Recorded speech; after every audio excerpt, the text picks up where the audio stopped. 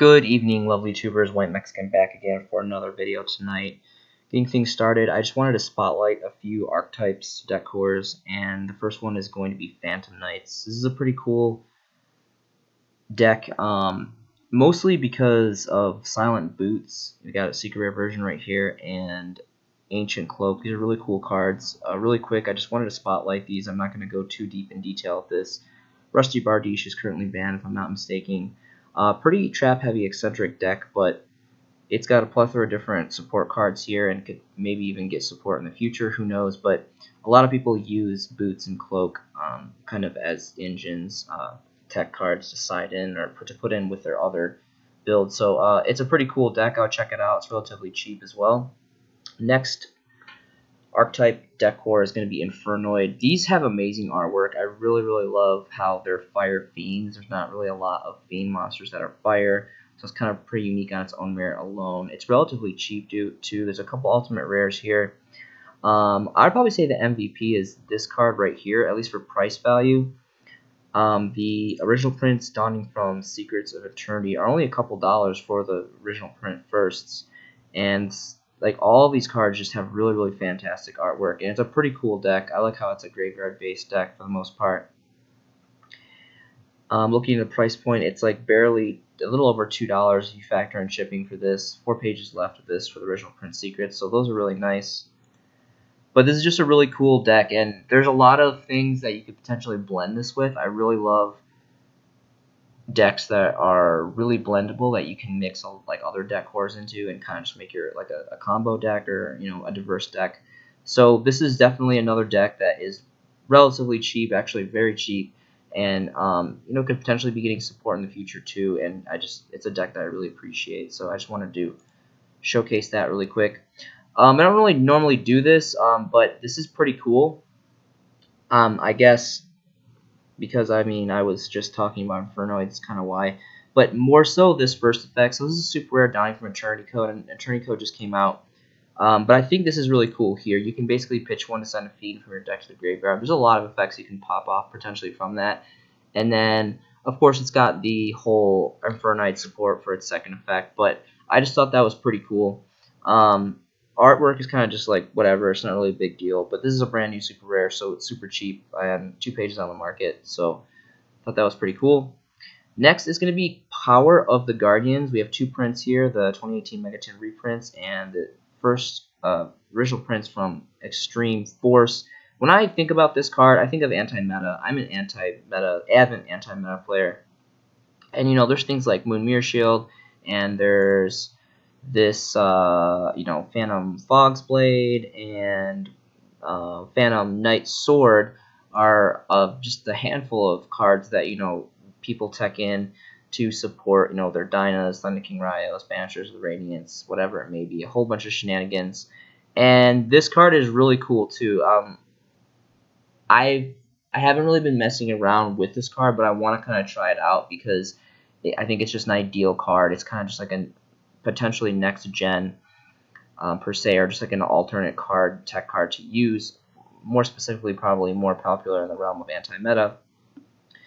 Original prints here for first editions are going for a little bit over $2 if you factor in shipping. There's a fat stack here of 51 from Nonstop Gaming for about roughly 2 bones, and just 3 pages left. So this is really a fantastic artwork too. I really like the name artwork, and again, I'm just an avid anti-meta player, so it's another healthy alternative. Vampire Lord is going to be next. This is going to be strictly for artwork value. There's a plethora of different values, a couple different ultras. Last one was the ultra rare Donnie from Legendary Collection Kaiba, which just looks utterly disgusting. I'm really not a fan at all. There's only one secret rare print, Donnie from the original Generation 1 Dual Monsters Era Dark Crisis. This is an ancient set, and the artwork is just fantastic on this card. I'm a really big zombie fan. Back in the day, this card was like unstoppable. It was just really so blowout and expensive and just infamous. There's a lot of great history behind this. But nowadays, its effect is really kind of watered down now. It's really not, it can't really keep up. Maybe it'll get support in the future where it'll kind of have a resurrection, but right now this is just more for collector's value. And going on, so again, I would not mess around with Unlimiteds whatsoever. There's only 2 pages left of this, no first editions on the first page. And we get our first edition on the second page for about 20 plus. There's not really any stacks at all. There is 2 one-ofs, it's like 20 and then 26. And then there's a 2-of for 37 or 38, and then it jumps all the way up to 50 bones. So, and then bottoms out, at this ridiculous price point of 250. And this is again, like, this is just a Generation 1 era, like, just amazing artwork collector's card. And again, it's just an old school secret rare that is definitely, I can see, increasing in value very soon. Sisyphus is going to be next. This is a solo print secret rare, Donnie from the Shining Darkness. It's a very, very old set, really cool set. Artwork is just phenomenal on this too. I would say that this is kind of more so a collector's card just for its artwork alone, and being a solo print, and being a secret rare.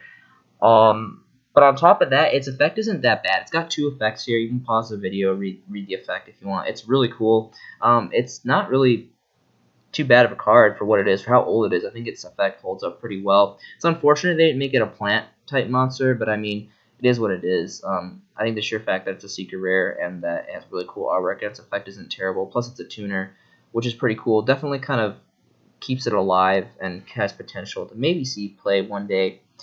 And going in here, the first editions is going to be about a little over 3 bones if you factor in shipping. And that's kind of how it is all across the board. There's just one-ofs here, not really fat stacks. And there's only 3 pages left of this, so I think this card definitely has some pretty great potential. So moving on, again, I'm not a fan of the Lightsworn monsters. I thought it was cool how they came out of, Code of the Duelist, which was a transition set. It was the first set that we got link cards, and, that's a really special set on its own merit alone because it was a great transition set for the game. And there's definitely great collectability behind the cards in that set. But I just really like the artwork, more so of Luminous Shaman. This just has really cool artwork, and again, it's a secret rare. It's super cheap too. Of course, it got the secret reprint treatment from Megaton 2018, but this card is just ridiculously cheap. It's not very good. I really don't like the effect. I like all the original Lightsworn monsters, like, ridiculously, like, a lot more. But it's like $1. It's like a dollar plus. Depending on what I factor in shipping, but there's plenty in the market, 5 pages, and I just really think that this is just so cheap, and that maybe, like, in like years from now, that this can maybe become a collector's card because artwork's really good. It's a secret rare, and Lightsworn is just a really, really fan favorite deck. There's definitely a really big player base out there. Me personally, I really love the Lightsworn engine. I really love Lightsworns in general. And I mix them in with a lot of different builds that I do. Like, of late, I've been mixing them in with Showdown, doing Dalsworn, and it's been really working out pretty great. Another one is gonna be Lila, the Enchantress. Is pretty cool too. This is just a super, so ideally I would definitely focus more on the Shaman because it's a secret rare, where this is just a super. But this is really cheap too, so you guys can check out the original prints of Enchantress too if you want. But again, that's more specifically just for collector's value and cool artwork. Next is going to be Tribe Infecting Virus. So this finally got unbanned. And I know it's kind of like, it's been unbanned for a while now. But anyway, it got unbanned for and this card was banned for the longest time. The original print super rares, which is the highest rarity, Donnie from Generation 1 Dual Monsters era, Magician's Force. This was an amazing set. We got Dark Magician Girl in this set, and a plethora of other awesome collector's cards. I called this the pink set back in the day because the booster pack was all pink. It was like really cool pink, awesome artwork. And Unlimiteds are like 7 bones. There's no first editions on the first page, and no first editions on the second page. On the third page, we see our first editions for about 10.5, and then it quickly just kind of trickles up after that. 5+ pages of this. This is fantastic for collectors because of the set it came from and how ancient it is, how old the card is. Also, the artwork is amazing. I really like super rare cards, and Tribe Infecting Virus, like the name, the artwork, its effect is pretty cool too. And it's nothing too devastating, nothing to blow out. I mean, we have Regeki now, which is fine, but It's cool. It's just it's great. It's got pretty good stats. It's a water. It's an aqua, and I'm really into that kind of like water. I really like water stuff in general, and but more so is the collectability of this card, and just that its artwork is just amazing. Like I really love the artwork of this card, and it's definitely one of my favorite super rare cards to date.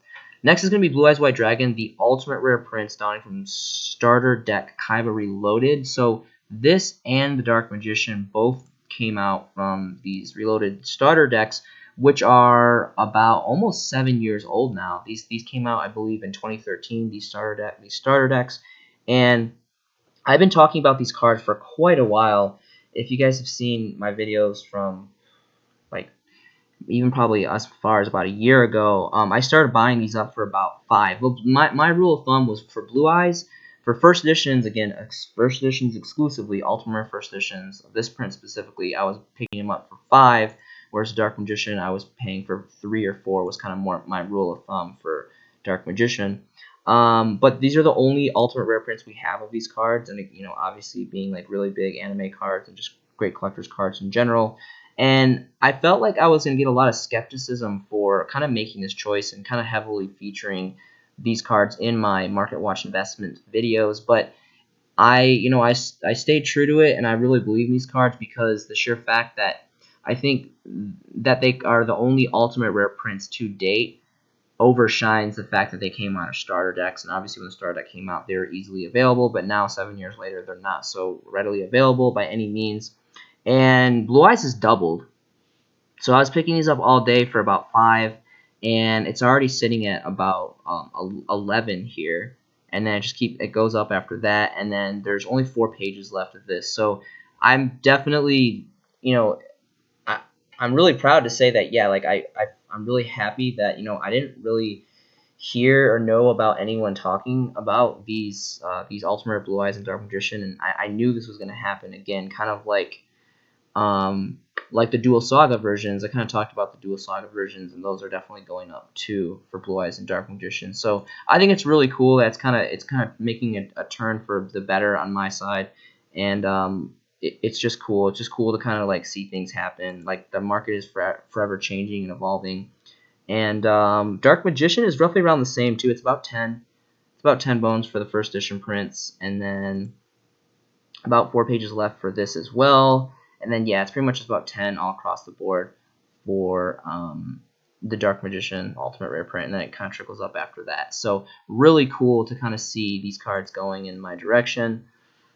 Next is going to be Herald of Ultimateness. So I love Herald of Perfection. For the longest time, I've been kind of messing around with Herald of Perfection. That is like one of my favorite fairy decks. I'm a really big avid fairy player in general. Like I love counter fairies, mostly just counter fairies and Herald builds. I never really considered this card before because it's literally just like a fat stack. It's double the level. It's kind of double the cost of what Herald of Perfection is, but I think for what it is, its effect is definitely well worth it. And I've been messing around. I'm still kind of in like the testing phases of building a deck around this, specifically about this, using both this and the Cyber Angels and their OG Herald of Perfection. 2 versions of this. Unfortunately, only Ultra Rare is the highest print of this. I really wish we would have gotten Ultimate Rare of this, but just the Ultra Rares, the 2015 Megatins, and the New Challengers original prints. And these are just ridiculously cheap. I think the deck's already really fast. Like, there's so many search cards for ritual stuff, and with the Cyber Angel support engine, it's pretty cool. It definitely makes it really quick. And you can bust out Herald of Perfection like almost turn 1 almost every time, depending on how you build your deck, and it's really fun. It's a really fun deck, pretty devastating in my opinion. And this is the original prints, and these are literally like well under $1. There's not really too many stacks here on the first page, but this is just so incredibly cheap, and I think if Herald ever gets any more support in the future, which I definitely think it could, because I mean, why not? I think anything can get support. And then this deck got a little bit faster. I think it could definitely be a really competitive deck. Because, I mean, it already technically is. I mean, it's definitely a kind of a luck deck. It's a big risk taker deck. Because if you don't get your heralds out first turn, like, you pretty much like lose. That's kind of the unfortunate thing. But when you bust it out first turn, which is relatively easy to do with all the support cards going on now, it's pretty devastating for your opponent. And again, it is 12 stars, so it's like double the tributes. But the sheer fact that it can negate monster summons is pretty. It's worth it in my opinion. It's really awesome. That's why I'm so excited to start experimenting with this card. Also, if you read its ritual magic card or Oracle of Herald. Of course, you want to go for the original prints. Both are common, so it's not really a big deal. But the original print, of course, coming from the new challengers, it can't be stopped. So once you get your materials and you slap this on board to bust out your ultimateness, it's like super poly. Your opponent just cannot respond. So, and then once you get it on board, like, it's literally it's so good. Like, it's, as long as you have the resources in your hand, like fairies in your hand, like, you're good. Like, you're pretty much gonna win that game. For the most part, it's gonna be your opponent's gonna really have to fight for that duel at that point. Once you activate this card, they're pretty much done. They're really gonna be in for a trip. And of course, this is really cheap. It's just a common, and there's plenty on the market. 5 pages. Also, kind of a side note, so Machine Angel Ritual, of course, this is a Cyber Angel support magic ritual card. There's a couple other prints, just, commons, nothing really a big deal. There's an ultra rare print, highest rarity Donnie out of Dragons of Legend Unleashed. Let's take a look at this really quick. This is pretty cool because, again, a lot of, if not pretty much anyone who plays Heralds, the Cyber Angel engine is just phenomenal for this deck. It really gives you a lot of extra resources, and the levels just sync up, and it works really great. This is pretty cool too because mostly for its second effect here, it's just so diverse. It has some really great protection and defense for your heralds or whatever it is. If you're just playing a pure Cyber Angel deck in general, I've never really heard of anyone playing pure Cyber Angel. People just kind of gut the Cyber Angel support to stick and tech in with their Herald builds. This is the highest rarity it's like pretty much like $1 if you want to factor in shipping, and not really a bunch of stacks. So, well, here's a 70 stack right here. That's just only 15 cents, which is like crazy. Like, this is where it's at right here. Ideal 808, and 5+ pages left of this. So I think this is just really cool. Like, I'm definitely messing around and have messed around with this card in the past because it's just a really good tech card / it's part of Cyber Angel support. So again, like, a lot of players, they'll gut the Cyber Angel decks, and then they'll just tech it into their Herald builds, and it works out pretty fantastically. Alright, so to wrap things up really quickly, so I say it a lot, I'm a really big adamant fan about investing in structure decks when they first drop, and you can get them really cheap. When there's a really popular structure deck that comes out that's going to be really meta relevant, or, all structure decks in general, like, eventually they drop, they're like in abundance, you can get them from Target, Walmart, like your local card shop. I go for eBay specifically. When I buy in bulk for sealed product, I usually hit up eBay. That's kind of like my go-to place. And when I really believe in a structure deck, I go to eBay and I buy a couple cases. Standard is at least 1 case. Usually it's about 3 cases of first edition. Again, huge emphasis on first edition. If you're going to do this, always get first edition cases. And when you buy in bulk like that off, these websites, you can get the structure decks even cheaper than the standard, 10 bones per deck box. So it's pretty great. You can save some money doing that. Again, it's kind of like the Costco Sam's Club effect. You can buy in bulk and save some cashola. And we're looking here at like Dino Smashers Fury. Again, like, TCG player, they're kind of overpriced. Again, you're going to find like other websites are cheaper when you're specifically going for sealed product. It's already at like $30 right now because it's completely really bought out, and this is an old structure deck now. But if you just look at this again, like Ultimate Conductor, Soul Eating, like the value is well over its original $10 price point when it first dropped, and then there's everything else is kind of just like extra. Nothing really too impressive besides Soul Eating and Ultimate Conductor, but this is just like a perfect example. Like, I wish that I would have been investing in structure decks when this came out, because this is, you know, significantly has increased significantly in value. Another regret that I have, because I was already thinking about that, and I remember I was like on eBay and I was about to like add this to my cart and I was about to buy these, but I ended up just not following through with the investment, and I really am kicking myself in the back for it. I really regret not doing it, because if we're looking at just Banshee alone, you know, it's like 7 bones roughly, and then Balroach is like about 5, is 6, and so that already pays for the structure deck alone. And you got Glow Up Bloom, and then everything else is kind of just like extra icing on the cake at that point. Some pretty cool commons.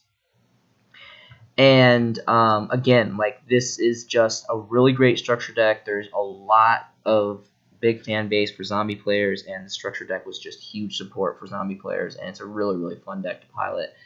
And it's all around just a great deck. So that would have been a really great investment as well. Lair of Darkness is another one. So I've been trying to find a way to kind of blend this with Dark World. I'm an avid Dark World player. I really love Dark World. Dark World was one of my favorite all-time decks when I first came back in the game back in 2012. And this isn't really showing great value. You can see like Lilith is the highest, and then even like Darkest Diablos is really not that much. Just a couple dollars here and there. The commons are pretty cool though, like Allure, Foolish Burial Goods. You got Common Tour Guide, and then you got Arima, which is pretty cool. So commons are pretty good. This card's really good too. I really like this Grinning Grave Virus, which is still to the date is still the solo print super rare, I believe. So that's pretty cool. So give this time. I think this will definitely increase in value, just but as it gets older in age and it becomes less and less more available. But I really would have enjoyed investing in this. I regret not investing in cases of this first edition, because I definitely think this has potential to grow. Not quite there yet, but I think it definitely will. Soulburner is going to be next. So I was in Japan when I invested in this. I either got 4 or 3 cases of this first edition, of course, and you can see like Ash Blossom. It's crazy how like there's so many, like, Ash Blossom has been reprinted to hell, and there's so many like versions of this. This is the lowest rarity as a common, but still like this is still holding like what is this holding, like $8 or something? It's really insane, because there's a super rare from Shadows In or of Valhalla or whatever that set was called, and the super rares, you know, obviously like just like superior in every way. This, you know, hollow foil, but they're like roughly like the same price. So it's pretty crazy how the common is so close to the super rare. But yeah, this card is like $9. It's like 9, almost 10 bones. And surprisingly enough, there's only 3 pages left, and there's not really a lot of fat stacks here on the first page. So I don't know like where all the Soulburner went, if people are just like holding on to them sealed like their cases, like I am personally. But this pretty much pays for the deck itself alone, which everyone knew, because back at the time, I think when Soulburner dropped, there really wasn't that many reprints of Ash Blossom. I think there was just the super rare and the original ultra rare, which was from, I think, Duelist Pack Kaiba maybe was the original ultra rare, if I'm not mistaken. Nothing else is really of any much value, but everyone knows that, you know, Salaman Great, which were just huge in the meta for quite a while, very dominant, and I think they definitely are still around. You see them like every once in a while, and they definitely have potential to get more support and even come back to dominance. And lastly, I talk about this a lot, is going to be Showdown. So this is a very new structure deck, the second to last one to be released. And again, I'm going to say it again. I know I kind of sound like I'm repeating myself, but I just feel so compassionately about this structure deck when it comes to investing in structure decks, because this, for one, as of right now, it is the only way you can get Wendy, which comes out as a super rare, and Ariel as a super rare, which are really great new support systems to this deck. And it's the only way you get the alternate versions of Construct and Winda. Unfortunately, they are ultimate or ultra rares, which, I mean, that's the kind of the style of structure decks. You pretty much just get ultras and supers exclusively, besides the reloaded decks that I talked about, where they had those ultimate rare Blue Eyes and Dark Conditions. That was kind of like the only abnormal case. So this is really big. So on top of this structure deck just being a huge, like, out of all the structure decks that I talked about, Shadal's is just huge. There is a massive player base of Showdown like fanatics out there. One, because Showdown is relatively easy to pilot, and it's very splashable, it's very blendable. You can mix it in with Invoked, you can mix it in with Lightsworn, with Dark World. There's just so many things. This card is so blendable. You can mix it in and kind of tech it in and kind of use the engine in so many different things, and it's very diverse.